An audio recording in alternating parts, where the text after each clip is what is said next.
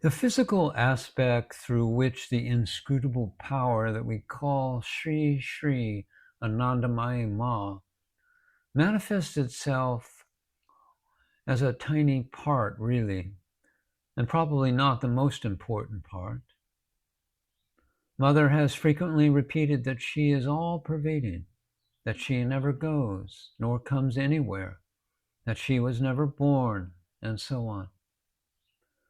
Thus, it is evident that she is not the physical body, which seems to be only an instrument representing the link between us and the divine power, or Mother's physical frame.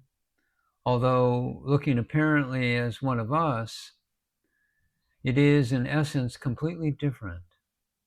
It is an aprakrita, a supernatural manifestation, which has not come according to natural laws and is not subject to them. In her early life, Mother has on many occasions shown her independence where natural laws are concerned.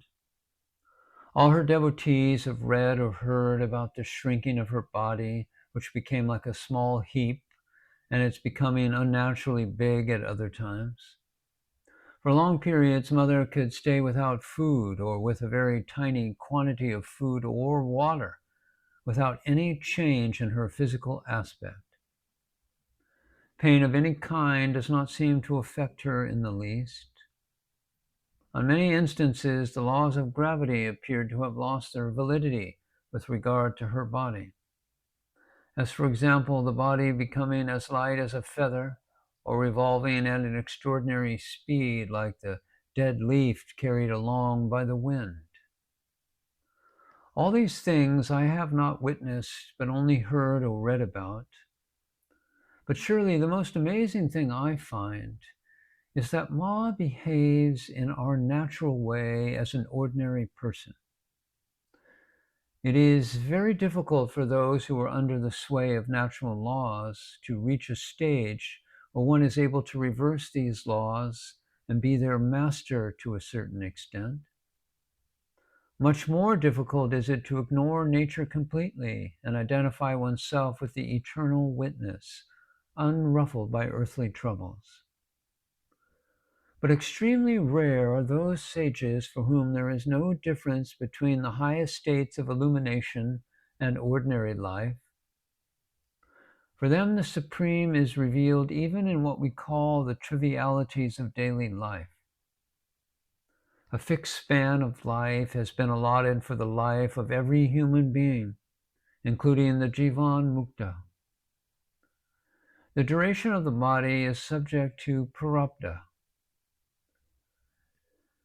Not so in Mother's case. She is free to leave the body at any moment or to keep it for the whole, if this be her blessing. But Mother has no desire to act in one way or another. It is the yearning of her devotees which keeps her through the fetters of her own infinite love, just as an affectionate mother is bound by the cries of her baby, who, although helpless, is nevertheless all-powerful because of his mother's love. Some people may ask, what is the use of such a limiting adjust as a physical body? If Mother's power is all-pervading beyond space and time, and as many people have experienced, helping as well when nearby or when far off, no matter at what distance. Besides, would not the attachment which so many feel for Mother's physical presence be delusive, a kind of moha or illusion? First of all, let me answer that people who are already free from every kind of attachment are in fact realized sages. For all others, attachment to such a being as Mother is the highest possible attachment on earth, and will burn in due time all other kinds of illusion. By illusion for this body, all other kinds of illusion will vanish. I have once heard Mother say this. Now, a divine incarnation is of tremendous benefit to all embodied beings. This help manifests itself in many ways. I shall write only about a few of these, of which, from my limited angle of vision, I have been able to get a glimpse. I don't intend to speak here of her main function that is self-evident to everybody, that is to say, her enlightening words on spiritual topics, her guidance and precious advice to spiritual aspirants, and neither of her action as a guru, which does not depend on her physical frame. But only I want to speak of some other aspects not so apparent, although of great importance. In the realm of the ahamkara, the ego, where almost all of us are living, there is no real love. What is nearest to love to the ahamkara, the ego, is illusion, attachment. Real love would presuppose the ego's dissolution and its end. The root of all its actions is the instinct of preservation. All its thoughts revolve around the protection of its body and its welfare. In order to free oneself from the clutches of this ego, one has first to resist its tendencies, and for this purpose cultivate the pure qualities. We have all read in books about satya and ahimsa, peace and nonviolence, and listened to much talk and good advice about these. But to actually see these qualities in a living being expressed in the details of his daily life or her daily life is surely quite another thing. Through Mother's physical frame, all these qualities shine to their utmost perfection. If it were not so, why would so many people be attracted by her? How rare it is to come across somebody completely free from any kind of fear.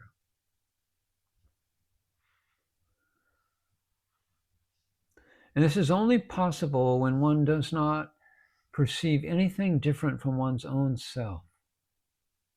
Even the gods are subject to fear. Through fear, Agni burns, says the Upanishad.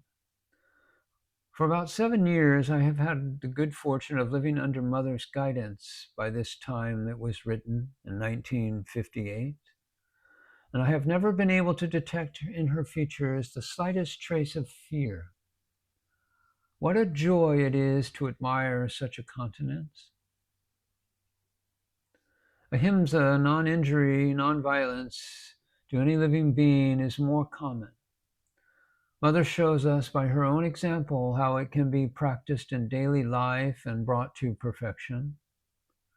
Not to kill any living being is a self-evident duty of the spiritual aspirant, but not to cause harm to anybody, be it through words, action, or abstaining from action, even by one's mere presence or in thought, is certainly much more difficult.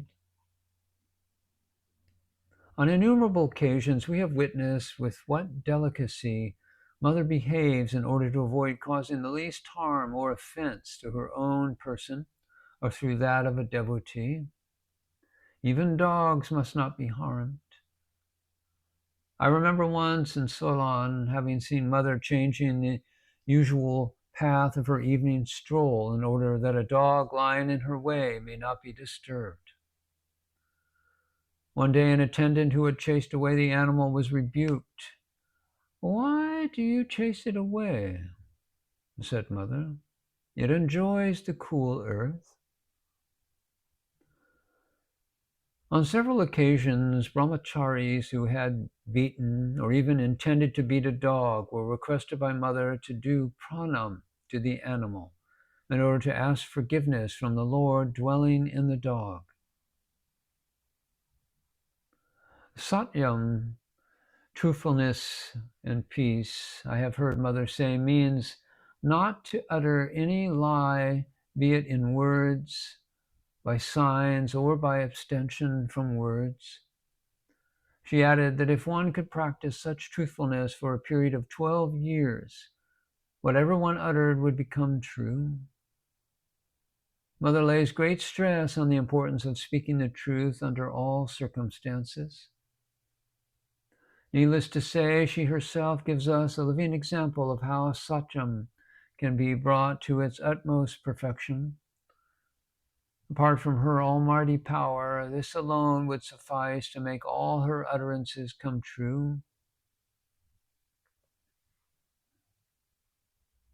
As to akrodha, the absence of anger, surely there is no need to say that Mother never gets angry. Not even the slightest sign of irritation or impatience can ever be detected in her. Mother comes in contact with hundreds and thousands of people of all kinds of temperaments and social levels.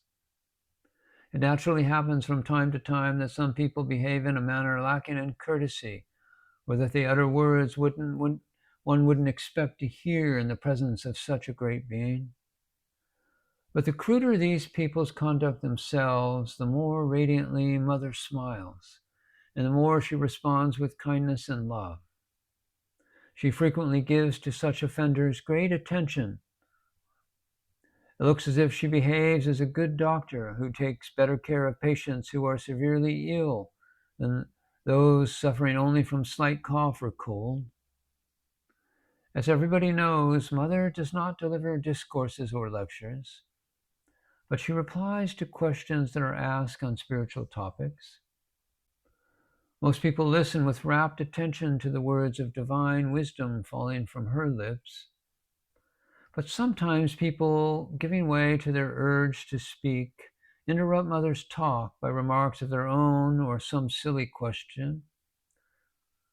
Mother not only does not rebuke them, but she never shows the slightest sign of impatience. She generally cuts short her own explanation, and after hearing with interest and a loving smile the words of the foolish interrupter, tries to clear up his doubts with infinite patience and love, which surely are not to be found in any human teacher. What else should I say about the divine qualities revealed through Mother's physical frame? This embodiment of wisdom and love, which is pure like the sun. If I continue, there will be no end of the writing.